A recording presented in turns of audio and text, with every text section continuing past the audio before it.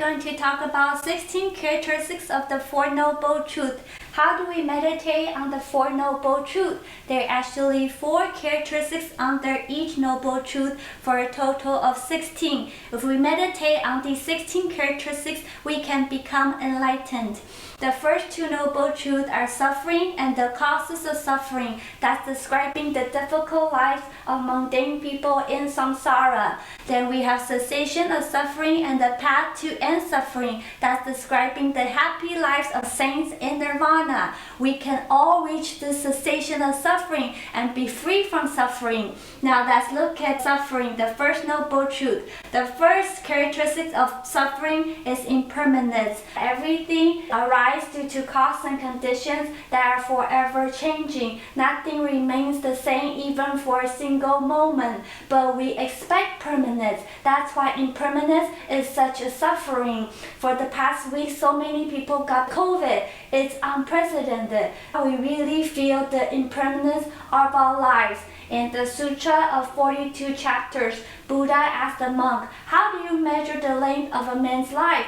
The monk replied, 5 days. Buddha said, "You do not understand the way." Then Buddha asked another monk, "How do you measure the length of a man's life?" The monk answered, "By the time that passes during a meal." Buddha said, "You do not understand the way." Buddha asked a third time. This time a monk replied, "By the breath." Buddha said, "Very well, you know the way." So our life is in between breath.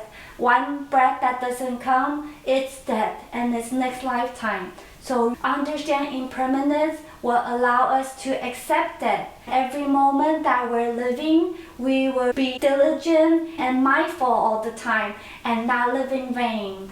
Now let's look at the second characteristic, which is suffering. There are 3 kinds of suffering. The first suffering is called suffering of suffering. This is the blatant suffering, such as sickness. The second suffering is suffering of changes. When the happiness decays, we lose the happiness. It becomes a big suffering. The third suffering is all-pervasive suffering. That's the moment-to-moment impermanence of our mind. Our mind has non-stop chattering, and it has anxiety and insecurity in the background of our mind. That is called all-pervasive suffering.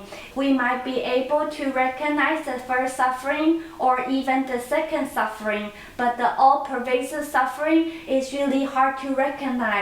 When we really recognize our suffering, that's the door to enlightenment. So suffering is really our teacher. Number 3, emptiness. Our biggest delusion is not understanding impermanence, thinking there is a permanent, independent, controlling self. And all our suffering comes from the attachment to the self, the 5 aggregates. But the truth is that the 5 aggregates are just a combination of physical and mental phenomena that's forever changing, because all phenomena are just creations of our own alaya consciousness. So it's like a dream, a mirage, a bubble, and a flash of lightning. That's why we call emptiness, emptiness of the self. We understand this, we will remove the ego-centered life experience and be liberated from the presence of selfishness, our true suffering.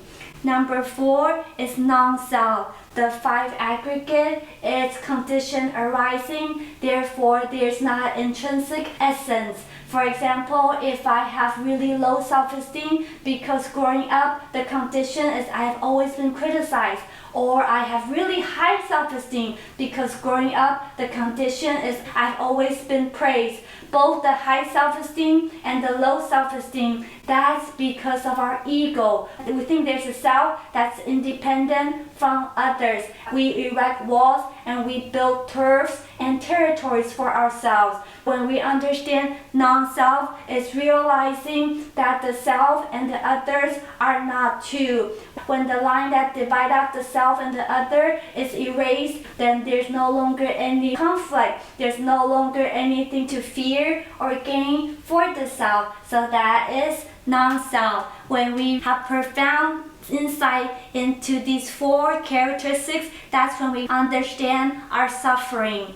Number 2, causes of suffering. The first characteristic is causes. The fundamental causes of our suffering is our attachment to the self, which gives rise to mental afflictions, karmic deeds, and produces suffering. For example, our mental affliction of greed, anger, and ignorance can produce karmic deeds such as killing, stealing, and sexual misconduct, which produce the hell realm, the hungry ghost realm, and the animal realm. This is all because of causation, and it's also called strong production. Our mental affliction and karmic deeds can immediately produce intense pain, just like if we touch an open wound on the body, it really hurts. So there's no God punishing us or bad luck or the wrongdoing of others. It's all the karmic seeds in our Laya consciousness that's manifesting the sufferings.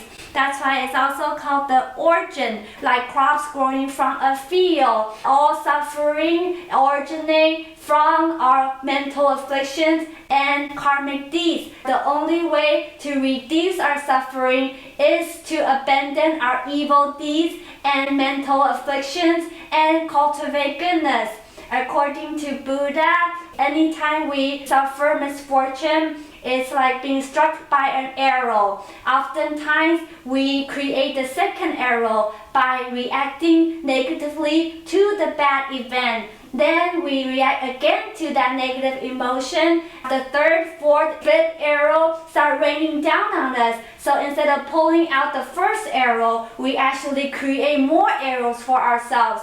By understanding the origins of our suffering, we can stop shooting arrows at ourselves. Number 4 is conditions. Our mental affliction and karmic deeds are both the main causes and the supporting conditions for our suffering. Just like crops, it needs the supporting condition such as water and fertilizer in order for it to continue to grow. If we do not want the crop of suffering, we need to change our conditions from mental afflictions to wisdom of emptiness. So that's the causes.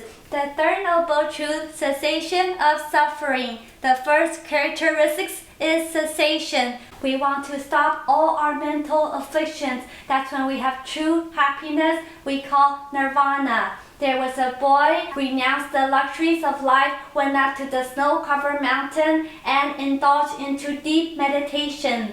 While meditating one day, he heard a voice in which a man was reciting the verse, "All is changeable, nothing is constant. This is the law of birth and death." Hearing the voice, the boy opened his eyes and saw a ferocious-looking demon.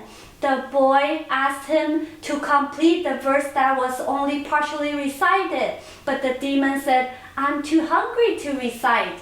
The boy then readily offered himself to be sacrificed as his food if the demon agreed to recite the remaining verse. Then the demon recited, "Escaping the maelstrom of birth and death, one attains the joy of nirvana." Hearing the complete verse, the boy was overjoyed as he has accomplished the true meaning of his life. He then recited and memorized the verse, engraved it on stones, cliffs, and trees. Then to keep his promise, he climbed a tall tree, took a plunge into the demon's mouth. Then the demon turned into Lord Chakra, the guardian of heaven, and stopped the boy from falling because he was only testing him of his devotion and dedication to the Dharma. Of course, this boy is Shakyamuni Buddha. He was willing to sacrifice his life for the Dharma, for enlightenment. This verse is talking about what's going on here, the Four Noble Truths. Everything is changeable. That's talking about impermanence and emptiness. We can escape the maelstrom of life and death. That's when we have cessation of suffering. When you have the non-self, like the boy who was willing to sacrifice himself for the Dharma, you will reach enlightenment and become a true Bodhisattva. The second characteristic is pacification. We have true peace when we have no more mental afflictions. When we are greedy for worldly happiness, we are not at peace. When we are angry at worldly events, we are also not at peace. So anytime we have mental afflictions, we are burning with restlessness. So to have true peace is when we have no more afflictive emotions. Number 3 is being superb. We are being superb when we are non-self. And that's when we have real compassion and boundless wisdom. We are perfectly pure and complete. This is actually our natural state, our Buddha nature, according to the Mahayana teaching. So our natural state is not to have any afflictions. We are supposed to be in nirvana. We are supposed to be superb. Number 4 is definite emergence. That's the true stopping of samsara. This is at least at the stage of the first level of arhatship, when the delusion of the view of self is completely eradicated. That's when we guarantee to be liberated from the bondage of samsara. Now let's look at the path to end suffering. Number 1 is path.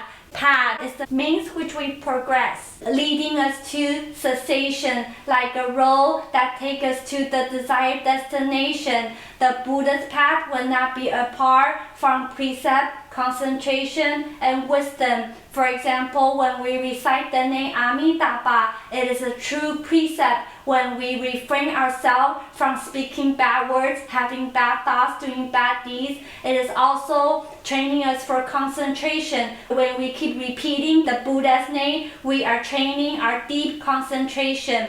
And it's also wisdom. The name itself means non-self. That's why Amitabha is called infinite light and infinite wisdom. Chanting Amitabha is a perfect path to nirvana. Number 2 is awareness. We should be mindful of the depth of our problem, which is suffering, and the means to escape, which is the path to end suffering. When you are really aware, you will not look at the world from the perspective of the small self again. You will see everything as cause and condition and as emptiness. Number 3 is achievements. We want to have this resultant state, achieve what Buddha achieved. Buddha cultivated wisdom and merits. That's why he achieved liberation. Number 4 is deliverance. To be liberated from the bondage of conditioned existence. As you can see, all 16 of these, they work together hand in hand and are interrelated. For example, if you want to be aware, you need to contemplate on impermanence and emptiness. If you want to have pacification, you need to know the causes and the origins, which is our own mental afflictions. This is all aligning ourselves with the Pure Land Buddhism. Renounce the Saha world of suffering and to joyously seeking the Pure Land that is nirvana. So have unwavered understanding of the Four Noble Truths. Take refuge in it. This is not a religious faith or a text for us to study. This is really our lives right now. Shakyamuni Buddha, he wanted to find a way to end the suffering of birth, aging, sickness, and death. This is what he realized. This is the perfect time for all of us to understand our suffering and the Four Noble Truths and have a breakthrough in our cultivation. That's a class for today. Thank you for listening. Amitabha.